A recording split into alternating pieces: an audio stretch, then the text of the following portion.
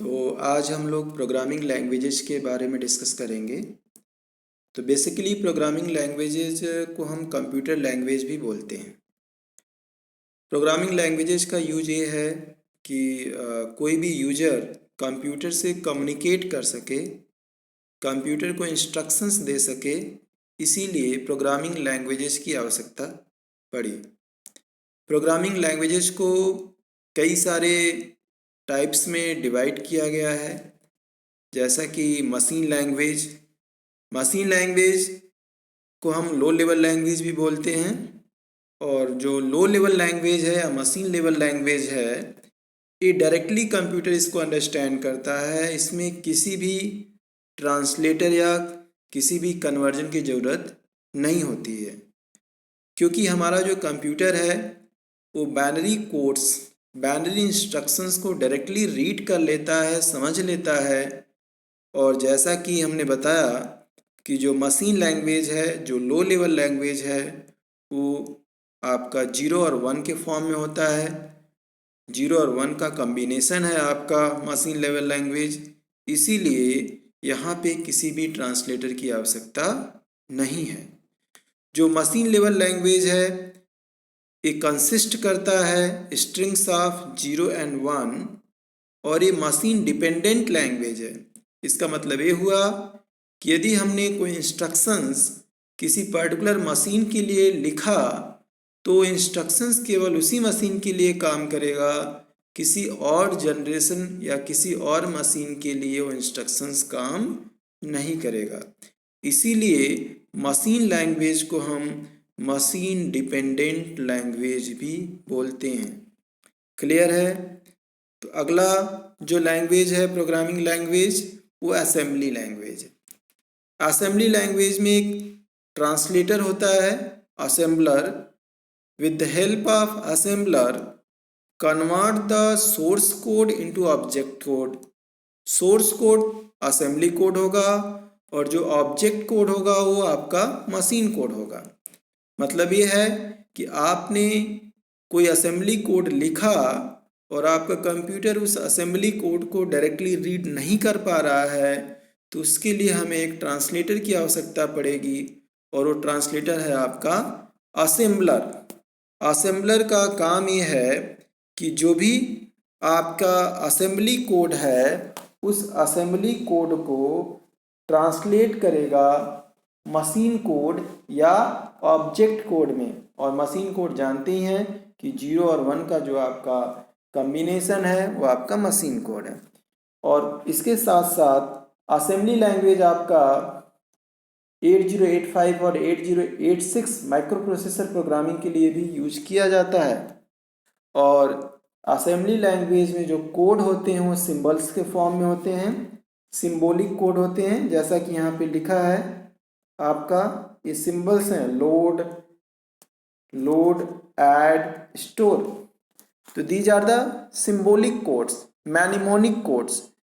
Symbols के form में code use किए गए, और सिंबल से देखने से ही पता चल जाता है कि ये सिंबल्स किस पर्टिकुलर टास्क के लिए, किस पर्टिकुलर पर्पज के लिए लिखा गया है। और इस तरह के जो कोड हैं वो आपके मैनिमोनिक कोड या सिंबॉलिक कोड कहलाते हैं। तो assembly language always define the mnemonic code और सिंबॉलिक कोड। ठीक है? क्लियर है? हाई लेवल लैंग्वेज, इसमें आपका जो लैंग्वेज है वो काफ़ी आपका हाई परफॉर्मेंस लैंग्वेज है। स्पीड अप आपकी प्रोग्रामिंग को स्पीड अप कर देता है, और ये आपका मशीन इंडिपेंडेंट लैंग्वेज होता है। इसमें हम ये कह सकते हैं कि ये पोर्टेबल होता है, किसी भी मशीन पे ले आकर इसको रन करा सकते हैं। ये मशीन डिपेंडेंट नहीं है। हाई लेवल लैंग्वेज के कुछ एग्जांपल्स भी हैं, जैसे जावा प्रोग्रामिंग लैंग्वेज है, सी प्लस प्रोग्रामिंग लैंग्वेज है। These are the various categories of high level language. High level language एक स्ट्रक्चर्ड वे आपका डिफाइन करता है, स्ट्रक्चर प्रोग्रामिंग डिफाइन करता है। किसी भी लैंग्वेज, यदि हाई लेवल लैंग्वेज को हम डिफाइन करेंगे तो उसका एक स्ट्रक्चर हम डिफाइन कर सकते हैं। क्लियर है? इसका एग्जाम्पल है जैसे यदि कोई इंस्ट्रक्शंस है ग्रॉस पे इक्वल टू बेस पे प्लस ओवर टाइम पे, इस तरह के इंस्ट्रक्शंस इसमें आ सकते हैं। और जो सी और सी प्लस प्लस जावा की जो प्रोग्रामिंग लैंग्वेज है आपके हाई लेवल लैंग्वेज में आए कंसीडर किए जाते हैं। सी स्टैंडर्ड लाइब्रेरी, बेसिकली जो सी स्टैंडर्ड लाइब्रेरी है ये आपका कई सारे फंक्शंस और प्री डिफाइंड कीवर्ड्स का एक कह सकते हैं कलेक्शन है। उसमें ऑलरेडी ये प्री डिफाइंड आपके कीवर्ड्स और फंक्शंस पड़े रहते हैं। हम with the help of some header file, some preprocessor directive, हम उन फंक्शंस और कीवर्ड्स को यूज करते हैं। तो सी यहाँ पे 2 पार्ट्स में डिफाइन किया गया कि learn C itself take advantages of rich collection of existing functions called C standard library. तो सबसे इम्पॉर्टेंट यहाँ पे जो फीचर्स है कोड रीयूजेबिलिटी का है। यदि हमने कोई प्रोग्राम डिजाइन किया और उस प्रोग्राम के कुछ फंक्शंस हैं, कुछ उस प्रोग्राम में कुछ मेथड्स हैं जो किसी नेक्स्ट प्रोग्राम में किसी दूसरे प्रोग्राम में यूज किए जा सकते हैं, या दूसरे प्रोग्राम के द्वारा पहले प्रोग्राम का कोड यूज किया जा रहा है, तो उसको हम बोलते हैं कोड रीयूजेबिलिटी। इसका एग्जांपल ये है कि आपने एक प्रोग्राम बनाया बाइसिकल का, बाइसिकल में आपने प्रोग्राम बनाया तो बाइसिकल में आपके 2 व्हील्स होते हैं, फ्रंट व्हील्स और रियर व्हील्स। यदि आपने एक प्रोग्राम बनाया कार का तो कार में आपके 4 व्हील्स होते हैं। तो जो व्हील्स की जो प्रॉपर्टीज है हम उस प्रॉपर्टीज जो आपके कोड के फॉर्म में लिखे गए हैं हम अगले प्रोग्राम में ले जा सकते हैं, रीयूज कर सकते हैं पहले प्रोग्राम के कोड को दूसरे प्रोग्राम में। तो ये जो फीचर्स कहलाता है इसको बोला जाता है कोड रीयूजेबिलिटी। पहले प्रोग्राम का कोड दूसरे प्रोग्राम के कोड में यूज किया गया, इसीलिए इसको बोला जाता है कोड रीयूजेबिलिटी फीचर्स।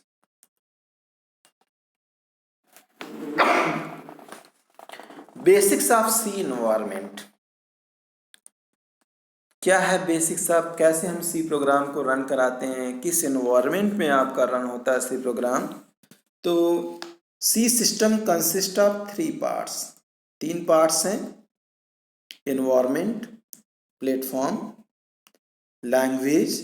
हम जब भी प्रोग्राम करेंगे तो किसी लैंग्वेज में, किसी कंप्यूटर प्रोग्रामिंग लैंग्वेज में लिखेंगे। एंड सी स्टैंडर्ड लाइब्रेरी जहाँ पे सी के फंक्शंस, इनबिल्ड फंक्शंस और कीवर्ड्स, प्री डिफाइंड कीवर्ड्स और फंक्शंस आपके ऑलरेडी स्टोर्ड है। डेवलपमेंट इन्वायरमेंट फेज, इसमें आपके 6 फेजेज हैं। एडिट, जब भी हम प्रोग्राम लिखेंगे तो किसी एडिटर के माध्यम से हम प्रोग्राम को एडिट कर सकते हैं, लिख सकते हैं। Preprocessor, preprocessor is a preprocessor directive. Edit, program लिख रहे हैं, एडिट कर रहे हैं, प्री प्रोसेसर डायरेक्टिव, हम इसके सहायता से किसी फंक्शन को कॉल कर सकते हैं, जो प्री डिफाइंड फंक्शन है उसको यूज कर सकते हैं अपने प्रोग्राम में। कंपाइल, जब भी हमने जो प्रोग्राम लिखा तो उस कोड को हम कंपाइल करते हैं, यदि कोई एरर आता है तो उसको रिमूव करते हैं, चेक करते हैं एरर को, उस एरर को रेक्टिफाई करते हैं। और लिंक, जो भी आपने सोर्स कोड लिखा उसको आप अपने लाइब्रेरी से लिंक करते हैं। एग्जीक्यूटेबल कोड बनाते हैं, लाइब्रेरी में लिंक करने के लिए हम लिंकर का यूज करते हैं। और मेमोरी में लोड करने के लिए हम लोडर का यूज करते हैं। यहाँ पे लोड जो आपका है पेज, और एग्जीक्यूट, फाइनली जो एग्जीक्यूटेबल कोड है उसको हम एग्जीक्यूट करते हैं। तो these are the different development phase of सी।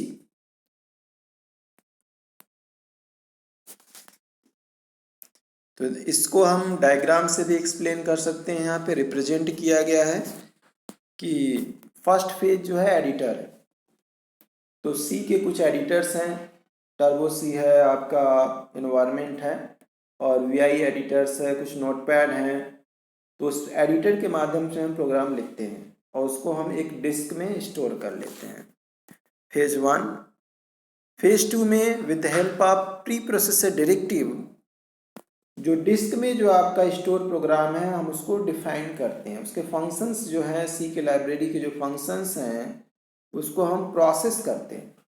उस कोड को प्रोसेस करने के लिए हम प्री प्रोसेसर यूज करते हैं, और जो भी आपके फंक्शंस यूज किए गए उसके लिए भी हम प्री प्रोसेसर यूज करते हैं।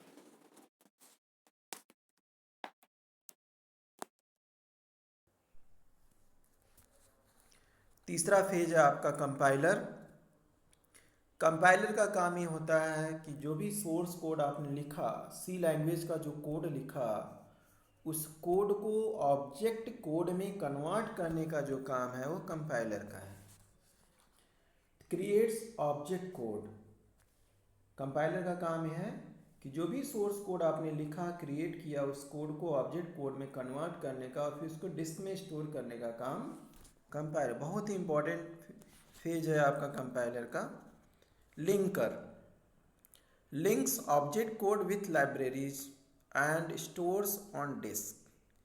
लिंकर का काम ये है कि जो भी ऑब्जेक्ट कोड कंपाइलर ने कन्वर्ट किया, ऑब्जेक्ट कोड में बदला, उसको उसके लाइब्रेरी से लिंक करना और स्टोर करने का काम लिंकर का है। तो यहाँ पे लोडर है। लोडर का काम प्राइमरी मेमोरी या मेन मेमोरी में जो भी आपके कोड हैं उसको वहाँ पे स्टोर करने का काम, वहाँ पे रखने का काम है। Step 6 CPU central processing unit. CPU सबसे इम्पॉर्टेंट आपका कंपोनेंट है कंप्यूटर का, और सीपीयू का ही काम होता है कोई भी ऑपरेशन परफॉर्म करने का। प्राइमरी मेमोरी में आपका जो भी कोड है उसको एग्जीक्यूट करने का काम आपका सीपीयू का है। तो these are the various phases of C programming environment to run a program, to execute a program। अब यहाँ पे जो अगले स्लाइड्स में आएंगे हम लोग, how to write first C program.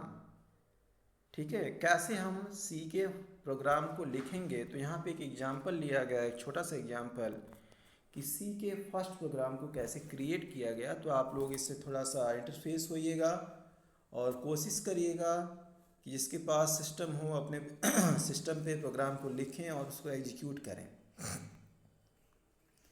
तो सबसे पहले structure of a C program. Before writing a program first we know the structure of a C program. Structure क्या है, कैसे लिखा जाएगा, how we represent the structure of a C program, और कैसे one by one, line by line हम program को लिखेंगे। तो there are various stages to write a program, या फिर हम ये कह सकते हैं कि हम किसी भी प्रोग्राम को लिखने से पहले उसके स्ट्रक्चर को कैसे रिप्रेजेंट करें अलग अलग लाइन बाय लाइन। तो सबसे पहले क्या है आपका प्री प्रोसेसर डायरेक्टिव। तो preprocessor, before writing a program first we use preprocessor directive. Preprocessor directive है क्या, हेडर फाइल। क्या है ये, हेडर फाइल। जो हेडर फाइल है वो प्री प्रोसेसर डायरेक्टिव है, और प्री प्रोसेसर डायरेक्टिव का ये काम है कि जो भी आपने सी के स्टैंडर्ड लाइब्रेरी से जो फंक्शंस और कीवर्ड्स यूज किए हैं उसको डिफाइन करने का काम, उसको इंक्लूड करने का काम प्री प्रोसेसर डायरेक्टिव का है। क्लियर है। अगला जो आपका है वो global declaration. Before main function a programmer can declare a global variable. जब भी ग्लोबल वेरिएबल डिक्लेयर किया जाएगा तो मेन से पहले डिक्लेयर किया गया, और ये इसकी value during execution of program, इसकी वैल्यू आपकी चेंज नहीं होगी।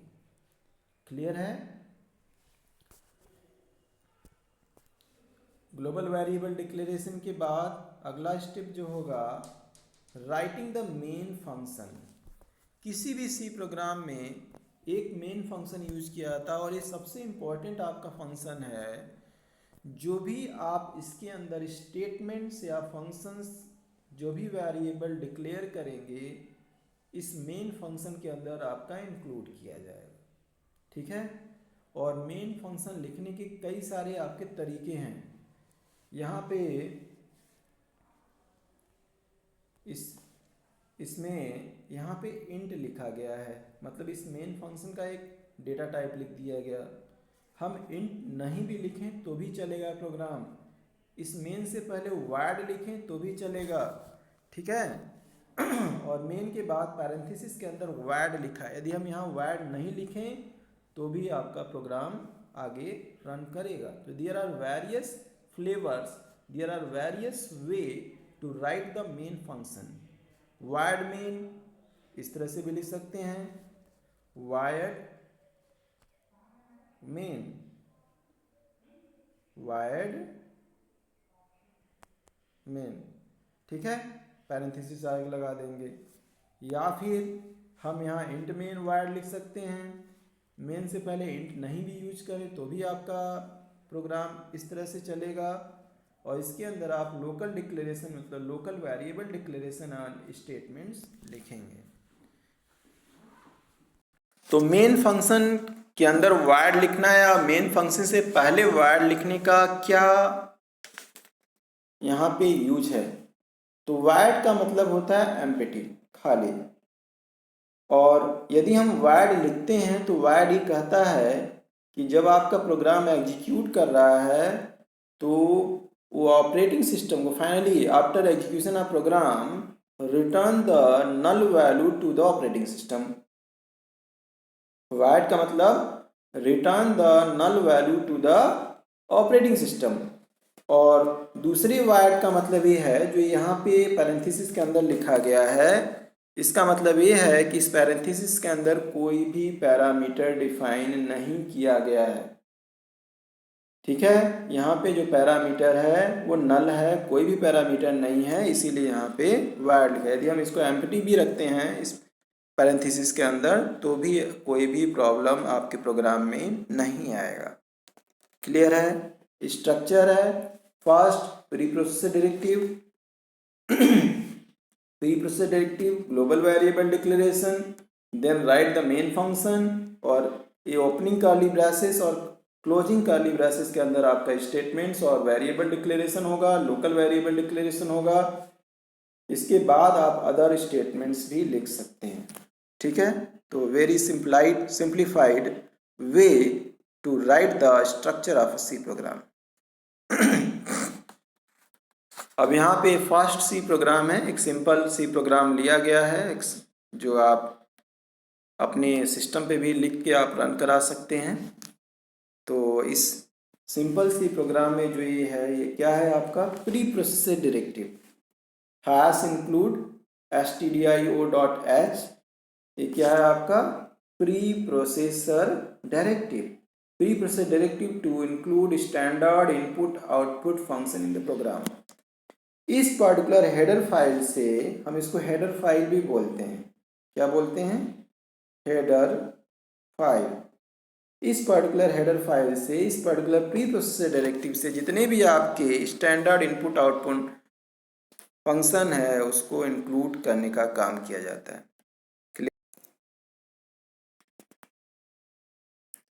तो पहला लाइन है जो प्रोग्राम का फर्स्ट लाइन था, प्री प्रोसेसर डायरेक्टिव या header file. Pre processor directive या हेडर फाइल में आपने हैश इंक्लूड stdio.h लिखा, फिर इसके बाद इसका डिस्क्रिप्शन है, a part of compilation the C compiler runs a program called the C preprocessor. The preprocessor is able to add and remove code from your source file. In this case, the directive hash include tells the preprocessor to include code from the file standard input output.h stdio.h। Clear है, already discuss किया जा चुका है। और इसमें जो standard input output जो function है, यहाँ पे जो फंक्शन इंक्लूड किया गया है वो आपका फंक्शन है प्रिंट।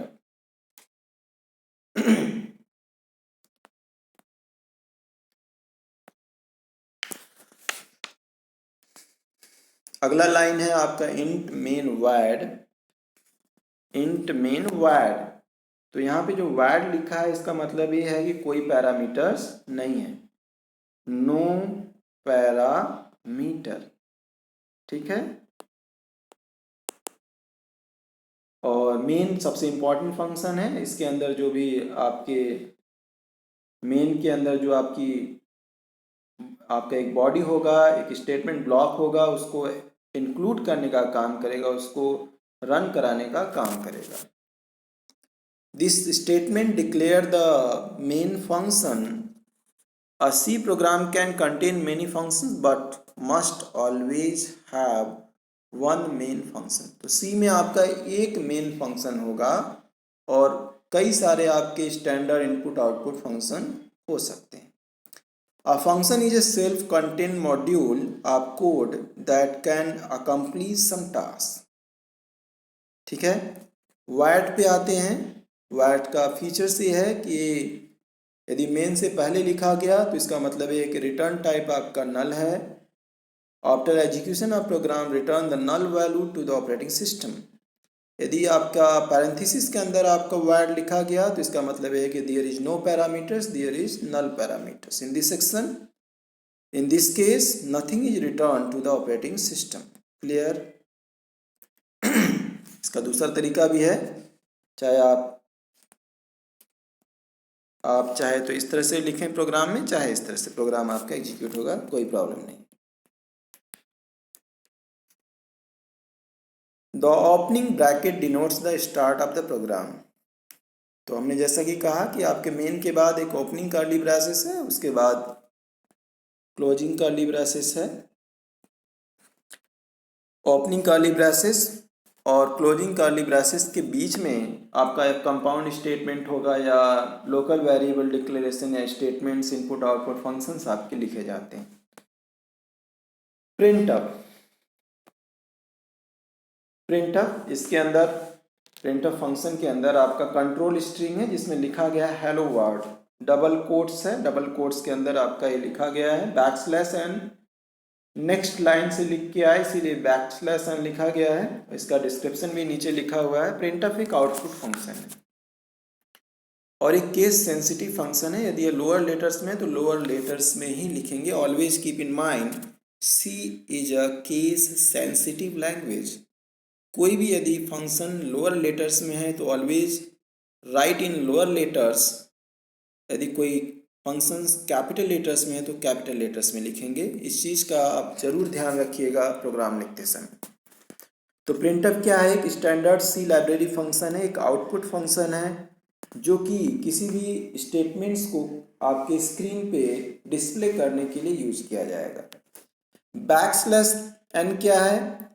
एक मॉडिफायर है, एक फॉर्मेट मॉडिफायर है। जब भी कोई स्टेटमेंट्स, कई सारे स्टेटमेंट्स लिखते हैं हम प्रिंटअप में, तो हम चाहते हैं कि लाइन बाय लाइन आपका स्टेटमेंट्स आए, तो इसीलिए बैकस्लैश एन यूज करके हम लाइन बाय लाइन हम स्टेटमेंट्स प्रिंट करते हैं। And this is the closing curly braces denotes the end of the program. These are the various format modifier, escape sequence, backslash n जो कि use किया गया इसके प्रीवियस प्रोग्राम में, ये न्यू लाइन के लिए है। Backslash T tab horizontal space के लिए है, हॉरिजॉन्टली स्पेस के लिए। बैकस्लैश आर कैरेज रिटर्न के लिए है। बैकस्लैश ए अलर्ट के लिए, और ये डबल बैकस्लैश ए पार्शियल कमेंट्स के लिए है। पार्शियल यदि कोई आप कमेंट्स लाइन प्रोग्राम में लिखना चाहते हैं तो वहाँ पे आप इस तरह से लिख के कमेंट लिख सकते हैं। और डबल कोट्स इसके अंदर आपका कंट्रोल स्ट्रिंग है।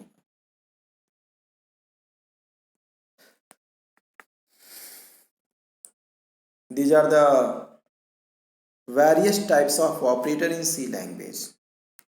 तो ऑपरेटर्स जो लेक्चर है अगले लेक्चर में डिस्कस किया जाएगा। तो आज के लिए इतना ही। Thank you.